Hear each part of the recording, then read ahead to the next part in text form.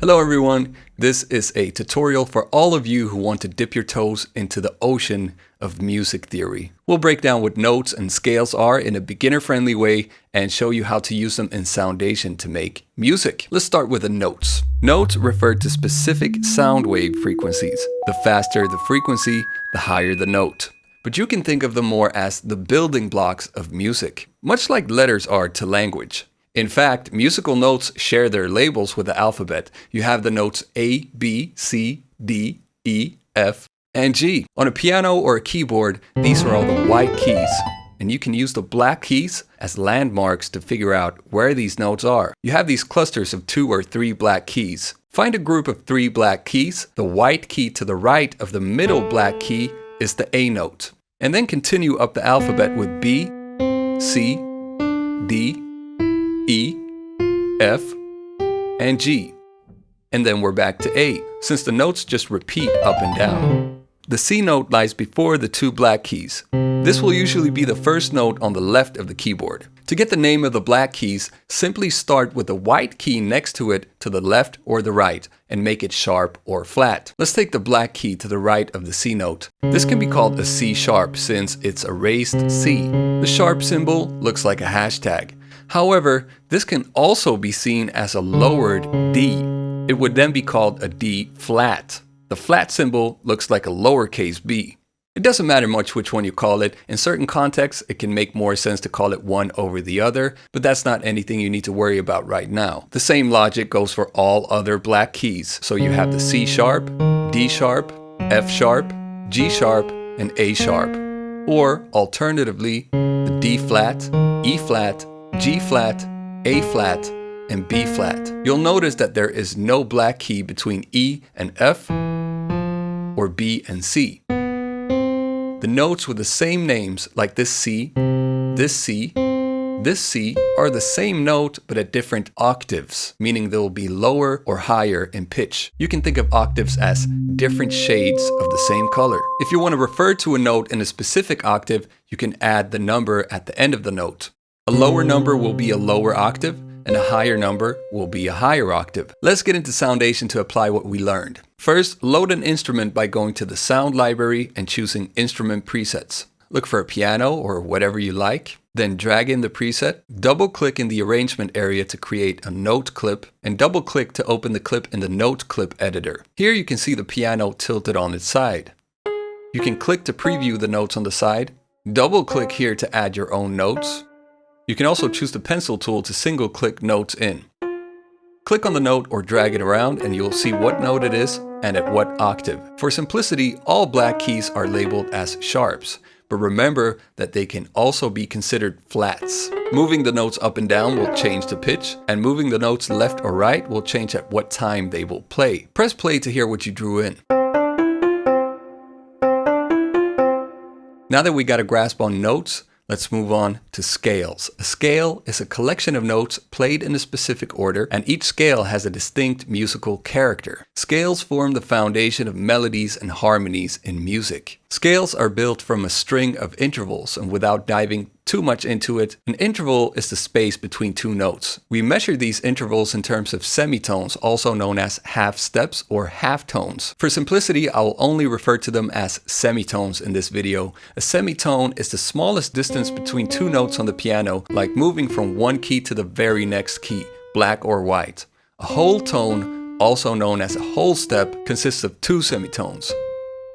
One of the most familiar scales is the major scale. It has a happy, bright sound and follows a specific pattern of intervals. The pattern in question is whole tone, semitone, whole tone, whole tone, whole tone, semitone. If you start a major scale from the C note, it will be all the white keys, which becomes the C major scale.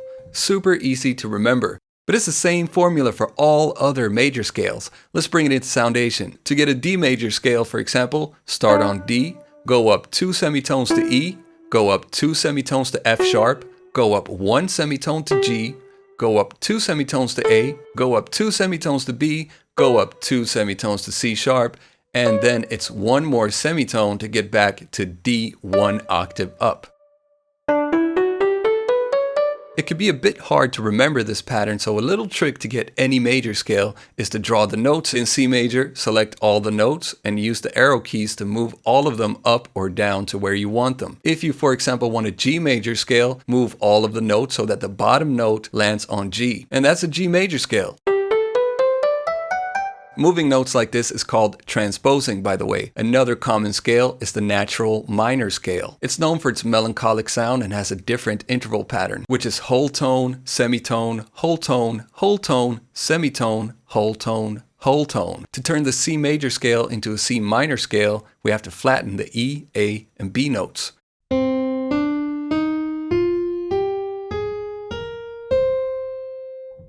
Use the piano roll to build a natural minor scale, just like you did with a major scale. Here's a C minor scale.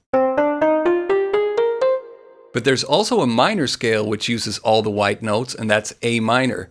So if A minor and C major have the exact same notes, how are they different then? It simply depends on which note the scale starts on. C major starts on C, and A minor starts on A.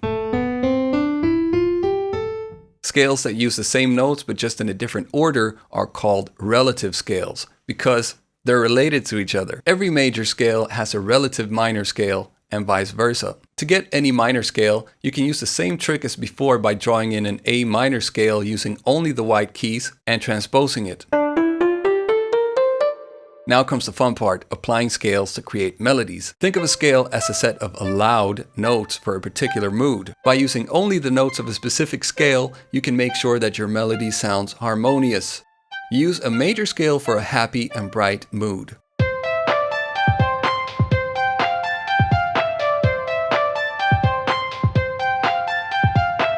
And use a minor scale if you're aiming for a sad or dark mood.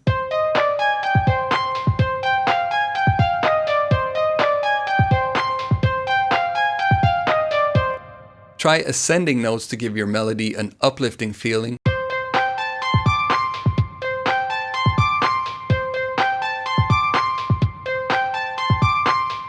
And try descending notes to give it more of a somber feeling.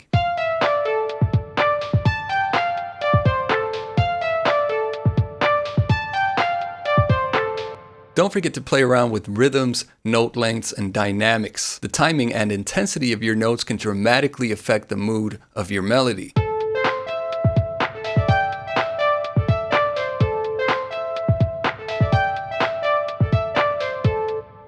Change the note length by dragging the right side of the note to the left or the right. And change the intensity of the note by selecting the velocity tool and dragging the notes up to make them louder and down to make them more quiet. You can experiment with other scales to tap into different moods and emotions, and feel free to add your flair by using passing notes or embellishments that stray slightly from the scale.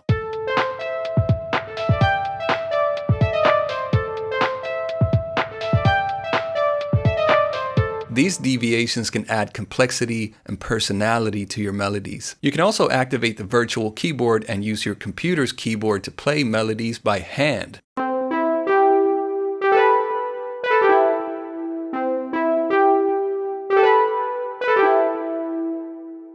You can see here which keys to press to get the notes you want. Or you can plug in a MIDI keyboard to play with more expression and range. And you can hit the record button to record your melodies into Soundation.